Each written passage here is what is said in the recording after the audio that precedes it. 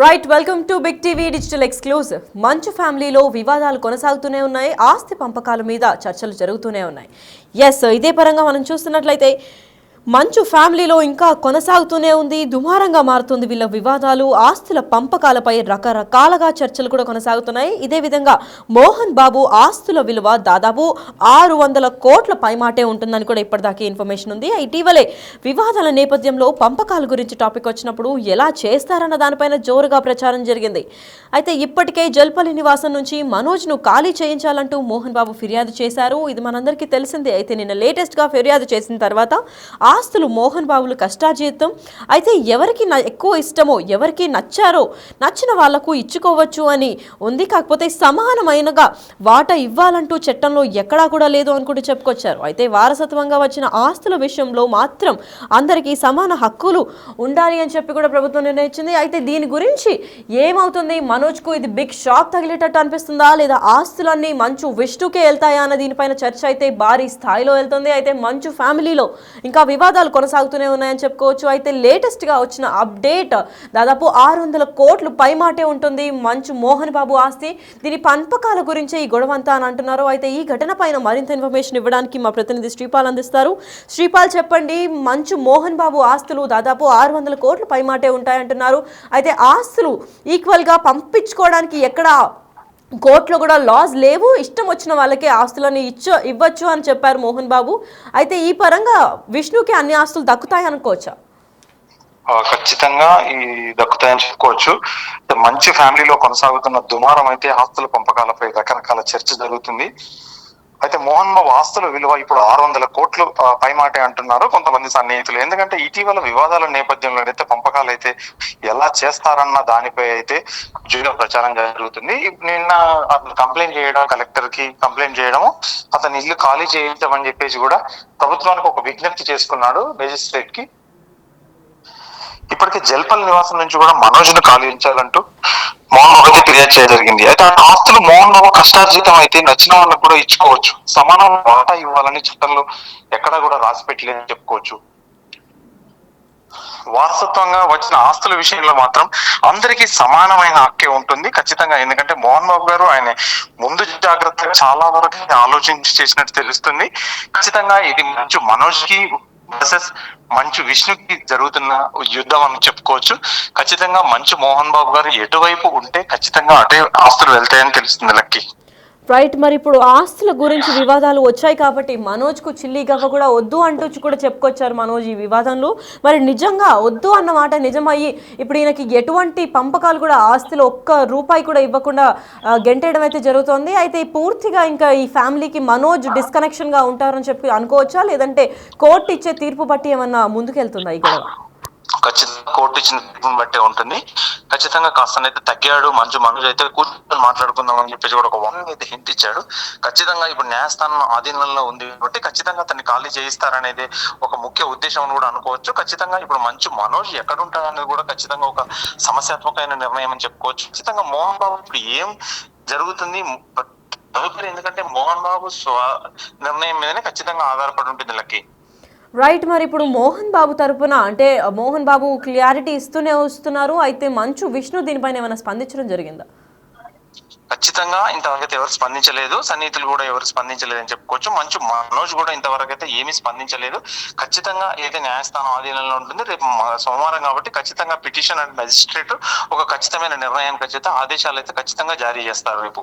మరి శ్రీపాల్, ఇప్పుడు మంచు మోహన్ బాబు చెప్పిన పరంగా మనం చూసుకున్నట్లయితే నచ్చిన వారికి ఆస్తి ఇవ్వచ్చు అని అన్నారు. అయితే సమానంగా ఇవ్వాలని లేదు అంటే నచ్చిన వాళ్ళు మరొకరు అంటే విష్ణు మాటలో కూడా మనం ఇదివరకే విన్నాము, పెద్ద కొడుకుగా తనకన్నా వినయ్ అనే వ్యక్తిని అంటే బయట వేరే ఫ్యామిలీకి చెందిన వినయ్ అనే వ్యక్తిని తను పెద్ద కొడుకుగా చూస్తారని. మరి వీళ్ళ ఆస్తిలో విష్ణు తర్వాత వినయ్కి ఏమన్నా ఇచ్చే అవకాశాలు ఉన్నాయంటారా?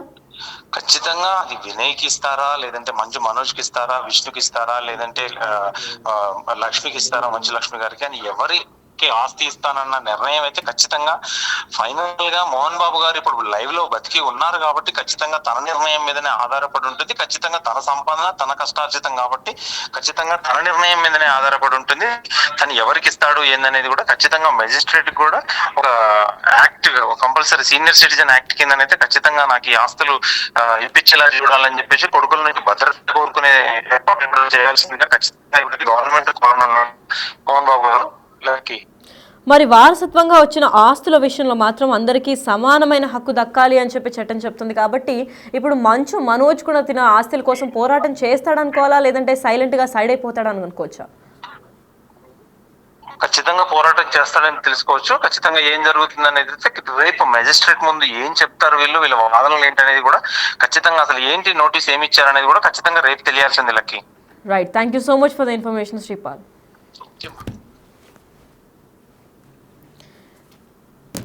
ఎస్, అయితే మంచు మనోజ్కు బిగ్ షాక్ తగిలినట్టే అవుతుంది. ఎందుకంటే ఆస్తులన్నీ కూడా విష్ణుకే అని చెప్పి ప్రచారాలు అయితే జోరుగా కొనసాగుతున్నాయి. అయితే ఇదే నేపథ్యంలో మంచు ఫ్యామిలీలో గత కొన్ని రోజులుగా కొనసాగుతూనే ఉంది ఈ దుమారం. అంటే వివాదంగా స్టార్ట్ అయ్యి ఇది మొత్తం దుమారం లేపుతోంది. ఆస్తుల పంపకాలపై రకరకాల చర్చలు కూడా సోషల్ మీడియాలో ఇంకా పలు రాష్ట్రాల్లో కూడా, అంటే ఆంధ్రప్రదేశ్ ఇంకా తెలంగాణలో కూడా పెద్ద చర్చనీయాంశంగా ఈ టాపిక్ అయితే నిలిచింది. అసలు మనోజ్ ఎందుకు బయటకు వచ్చారు, ఎందుకు వీళ్ళ నివాసం ఖాళీ చేయించమని మోహన్ బాబు చెప్పారు, అసలు వినయ్ అన్న వ్యక్తి ఎవరు, విష్ణు ఎందుకు వెళ్ళి చక్కెర పోసారు, ఇదంతా ఒక కన్ఫ్యూజ్డ్ గేమ్ లాగా ఉన్నప్పటికీ దీనికి ఎప్పుడు ఎండ్ కార్డ్ పడుతుంది అని అనుకునే టైంలో ట్విస్ట్ మీద ట్విస్ట్లు అయితే బయటకు వస్తున్నాయి. అయితే మనం అంచనా వేసినట్లుగానే మోహన్ బాబు ఆస్తుల విలువ దాదాపు 600 కోట్ల పైమాటే ఉంటాయన్న విషయం మనందరికీ తెలుసు. అయితే ఇటీవలే వివాదం నేపథ్యంలో కూడా పంపకాల గురించి టాపిక్ వచ్చినప్పుడు ఎలా చేస్తారన్న దానిపైన అంటే మొత్తం ఇరు రాష్ట్రాల్లో కూడా జోరుగా ప్రచారం జరిగింది. అయితే ఇప్పటికే జల్పల్లి నివాసం నుంచి మనోజ్ను ఖాళీ చేయించాలన్నారు.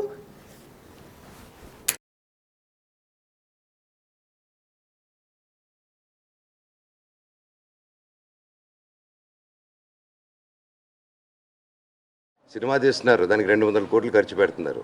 అది ఎక్కడి నుంచి వస్తుందని కూడా తెలియట్లేదు.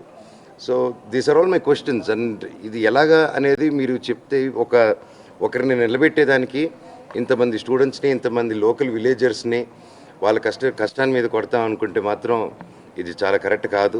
ఇది కూర్చొని మాట్లాడదామని నేను పిలుస్తున్నాను కానీ ఎవరు రావట్లేదు. అండ్ నేను పారిపోవట్లేదు, నాకు సిగ్గు తలంచుకొని పారిపోవట్లేదు, భయపడి నేను పారిపోవట్లేదు. నేను ఎక్కడ పిలిచినా వస్తాను, మీరు టీవీ ఛానల్కి పిలిచినా వస్తాను, ఎక్కడికి పిలిచినా వస్తాను. నేను కూర్చొని ఎవరితోనైనా మాట్లాడతాను. నేను ఏ తప్పు చేయలేదు. ఇది ఆస్తి గొడవలు కాదు. ఈ పోరాటం ఇది నా స్టూడెంట్స్ కోసం, మా విలేజర్స్ కోసం, మా బంధువుల కోసం అక్కడ. Thank you. అండ్ ఇంకోటి అండి, అండ్ ఇప్పుడు మీరందరూ చూశారు ఎందుకంటే ఈ టోటల్ ఎపిసోడ్లో వాళ్ళు అబద్ధాలు ఆడుతున్నా దొరికిపోతున్నారు. ఎందుకంటే ఈ టోటల్ ఎపిసోడ్లో మీరందరూ కవర్ చేస్తూనే ఉన్నారు. ఆ రోజు నేను డీజీపీ గారి ఆఫీస్ నుంచి మా ఇంటికి వచ్చేసరికి మా పాప ఇంట్లో ఉన్నది. సో ఆ ఇష్యూ వల్లే లాక్లే వేసుకొని మా పాపని కారు ఎక్కించి బాడీ గార్డ్స్తో సిటీకి పంపించేద్దాం ప్లాన్లో ఉన్నారు. నేను ఆ పసిబిడ్డకి అలా అవ్వకూడదని చెప్పేసి ఆ రోజు అందరి ముందే గేట్లు దోసుకుంటూ లోపలికి వెళ్ళాను. సో ఇది మీ ముందే జరిగింది, నన్ను ఆపారు. ఇప్పుడు నేను తిరుపతికి వెళ్ళినప్పుడు తిరుపతిలో యూనివర్సిటీకి వెళ్ళక్కర్లేదు, ఓకే దాని మీద వాళ్ళు తీసుకున్నారో కోర్టు చూసుకుంటుంది. కాకపోతే లోపల నా ఇల్లు ఉంది, నా వస్తువులు ఉన్నాయి. ఆ బేసిక్ రైట్ కూడా ఇవ్వకపోతే ఒక మనిషికి నేను ఏం చేశాను, దానికి ఏం చేశాను బాబు చెప్పండి అంటే దానికి క్వశ్చన్కి ఆన్సర్ ఉండదు. సో ఓకే మా ఇంటికి రానిట్లేదు, ఓకే పోనీ పెద్దల పండుగ మా తాత నాన్న సమానం దండం పెట్టుకుని వెళ్తారంటే దానికి బౌన్సర్లకు సుమో తీసుకొచ్చి అడ్డు పెట్టడం, కర్రలతో దిగడం మీరు చూశారు. అండ్ వాళ్ళు ఇప్పుడు అక్కడ ఇంకో ఎఫ్ఐఆర్ కట్టారు. నేను గేటు దూకారంటే అక్కడే సిఐ గారు అందరూ పోలీస్ ఆఫీసర్లు ఉన్నారు, మీ బృందం మన ప్రెస్ బృందం మొత్తం ఉండింది అక్కడ. గేట్ ఎవరో ఎక్కి దూకి వాళ్ళు గేట్ ఓపెన్ చేసి నేను నడుచుకుంటూ లోపలికి వెళ్ళారు. అంతేగాని నేను గేట్ ఎక్కి దూకాను, నేను ఎవరన్నా కొట్టరాని చోట కొట్టాను ఆ గేట్ ఎంటర్ అయ్యేటప్పుడు. ఇంకా నోటికి అబద్ధం వస్తే పక్కన ఎవడ ఏ సలహా చెప్తే అది రాసుకుంటే లాస్ట్లో ఒక సైన్ పెట్టడం, ఎఫ్ఐఆర్ రేజ్ చేయడం. ఢిల్లీ సుప్రీంకోర్టు నుంచి కేసులు పెట్టారు, ఢిల్లీ హైకోర్టు నుంచి కేసులు పెట్టారు, హైదరాబాద్ హైకోర్టులో అన్ని కోర్టులు, తిరుపతిలో ఎన్ని కోర్టులు ఉంటే అన్ని కోర్టులు, ఎన్ని చోట్ల నుంచి పెట్టాలో అన్ని చోట్ల నుంచి పెట్టేశారు. చంద్రమండలం కూడా వెళ్ళి పెట్టుకోమనండి, నేను మాత్రం న్యాయం కోసం పోరాడతాను, ఎవరిని వదిలేదే లేదు, సమస్య లేదు, కూర్చొని మాట్లాడేంత వరకు. ఇప్పుడు మోహన్ బాబు గారు ఏంటంటే సీనియర్ సిటిజన్ యాక్ట్ ప్రకారంగా నా ఆస్తుల్లోకి మీరు అందరూ ఎంటర్ అయ్యారు, ఖాళీ చేయించండి, వేకెట్ చేయించండి ఫిర్యాదు చేశారు. సో మెజిస్ట్రేట్ మీరు ఏం చెప్పారు? మెజిస్ట్రేట్ మీతో ఏం మాట్లాడింది సార్? అదే మెజిస్ట్రేట్ గారికి ఇదే చెప్పాను ఎగ్జాక్ట్లీ. ఇప్పుడు మీకు ఏదైతే చెప్పానో ఇదే నిజం చెప్పాను. అంటే ఇంట్లోకి నేను రానిట్లేదని, ఇంట్లో నేను చేయట్లేదని, అది చెప్పేదానికి కామెడీగా ఉందండి. అది నేనెందుకు రానియకుండా ఉంటాను, మీరందరూ హ్యాపీగా రండి, నేను రానికపోతే అదే. సో ఇదంతా ఫాల్స్ అలిగేషన్స్. స్టూడెంట్స్ కోసం నిలబడినందుకు ఇది చేసేది. థ్యాంక్ యూ అండి. సార్ ఒకటి ఫైనల్గా సీనియర్ సిటిజన్గా డిస్ట్రిక్ట్ మెజిస్ట్రేట్ని ఆశ్రయించారు, దీనిపైన మీరేం చెప్తారు? ఇట్స్ ఫాల్స్ అలిగేషన్ అండి. అండ్ దాని ప్రకారం ఇట్స్ ఎ కొలాబరేటివ్ కాంట్రిబ్యూషన్. నేను 10-12 సినిమాలు చేశాను ప్రొడక్షన్లో, లక్ష్మీ ప్రసన్న పిక్చర్స్కి, 24 ఫ్రేమ్ ఫ్యాక్టరీకి. బట్ నేను ఏదైనా రూపాయి తీసుకున్నాను వాళ్ళ దగ్గర. అండ్ ఈవెన్ క్యాంపస్ కానీ ఏది కానీ బిల్డ్ చేసేదానికి that's everybody's contribution is they. It's not ఇది అక్క కాంట్రిబ్యూషన్ ఉంది, అన్న కాంట్రిబ్యూషన్ ఉంది, నా కాంట్రిబ్యూషన్ ఉంది, మా బంధువుల కాంట్రిబ్యూషన్ కూడా ఉంది ఈ సంస్థ బిల్డ్ అయ్యేదానికి.